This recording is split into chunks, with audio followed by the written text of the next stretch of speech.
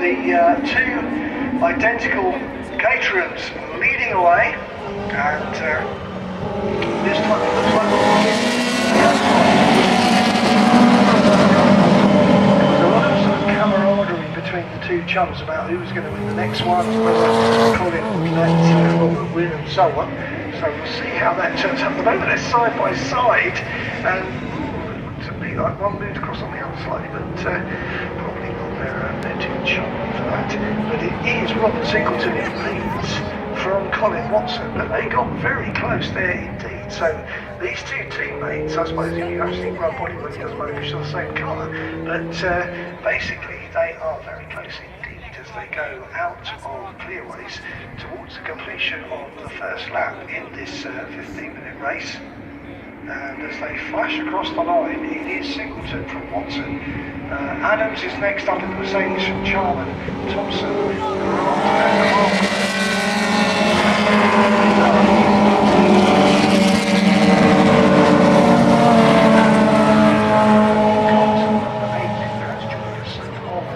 Joined from the pit lane, so we've got 13 cars in here, so number 8 did actually start the race, but from the pit lane on the grid. So 13 cars going in this one. And side by side, those two Caterhams are so close. And I know they're chums, and I know they know each other's driving style, but it doesn't take much just to have a little slip up when you're that close to each other, and they're crossing the line virtually side by side and going into paddock, and well, they may be playing with each other because someone is coming. Number 45.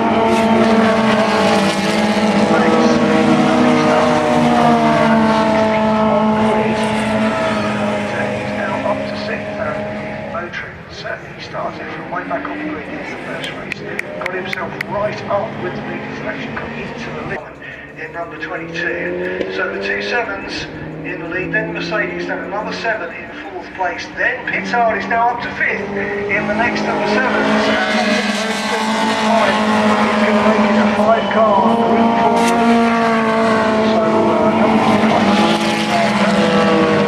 the first race is now there in 5th place, closing in on that lead on the last lap, but this lap it's gone out a bit. As they cross the start-finish line, the gap now is 0.7 of a second, and the leader Robert Singleton makes a few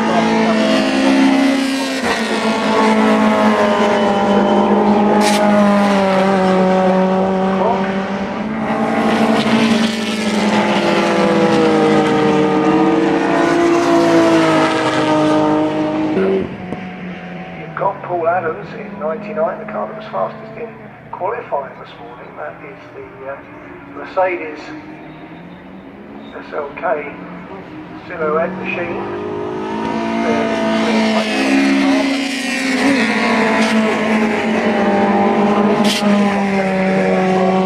He's 21 years old. He's 13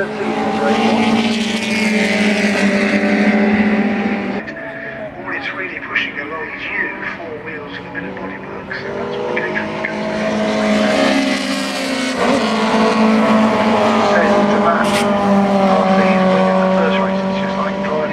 go-kart, just point it and squirt it. Very, very good fun.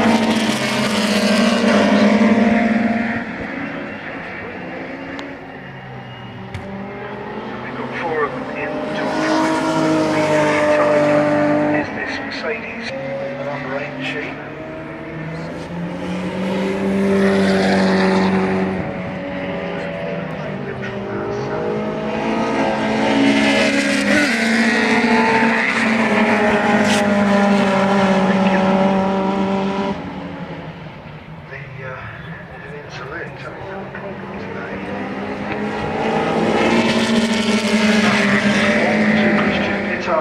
He's done a 51.181, and yes, Jamie Lintrop is into the pits in the number 12 BMW, so perhaps using these races as a bit of a try-meet machine.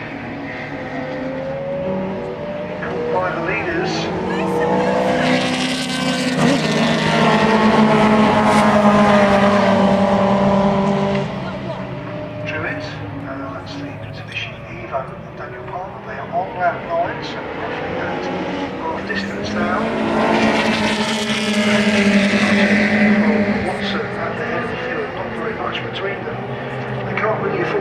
close because just behind them is the 99 of Paul Adams. Then it's Graham Day head across the line, and he's got fourth. In fact, Pittard is now into fourth ahead of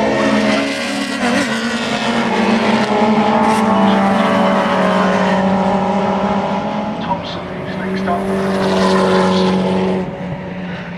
Grant.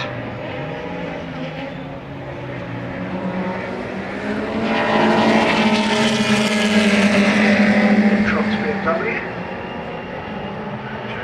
Stay out of the way of the leaders as he uses his races a bit.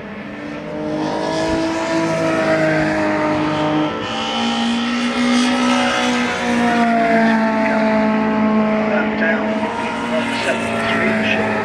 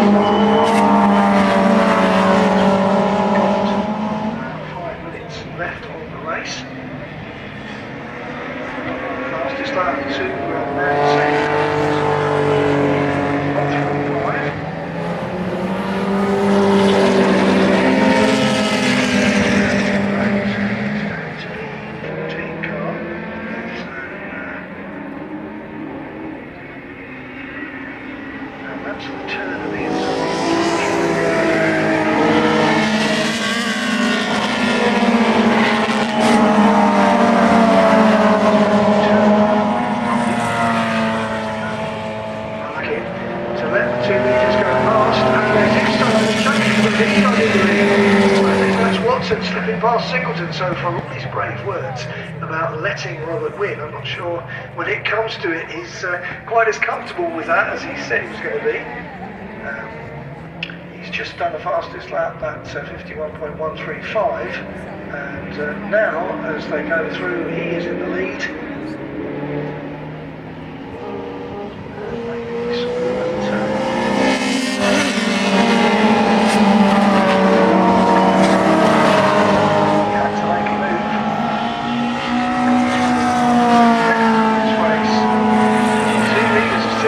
Amongst themselves, and that's allowing the Mercedes to close up. So it's 3 for the lead, and Christian Pittard is closing in on them. Two leaders fan out, go side by side across the start-finish line, with Watson just ahead of Singleton by 0.073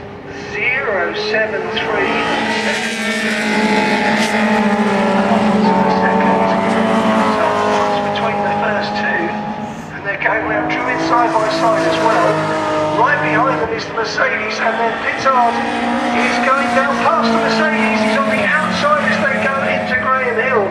So Christian Pittard trying to get through past the Mercedes and on to terms with his fellow Caterhams. He goes through on the inside of into third place. So it's Caterhams 1, 2, 3 now. Watson, Singleton and Pittard are first, second and third, with just 2 minutes of this race to go. So I think we're looking at 2 more laps, and Pittard moving out to make a challenge for second. He's trying to get past Singleton. Quite enough room as they go. Pittard found for the last couple of laps. What's it played out in Pittard's machine? As they head down now to the 30s. Pittard looking at the inside, Singleton not going to let him through there. Watson is still in the lead. Watson's the fastest lap to his credit. And the Mercedes is fighting back as well, so Pittard's got to watch for him, and I think this is allowing Watson to get away a bit. As now I think they're going to get 2 more laps because we've got Pittard on the outside of Paddock.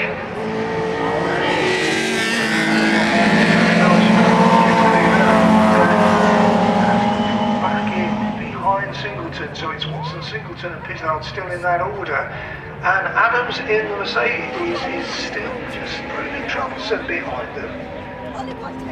And great job. Cars for the lead. They are going round it, and that sort of sent him out wide a bit. They start their last lap. Watson, Singleton and Pittard. What can they do as Charman attacks the Mercedes?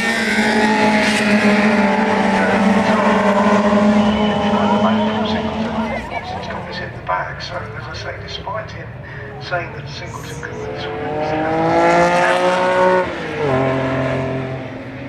Pittard steeling himself for a last attack as they go along the Cooper Straight towards Surtees, and he's looking on the inside. There's hardly any room, and he gets through. Pittard gets through in a second.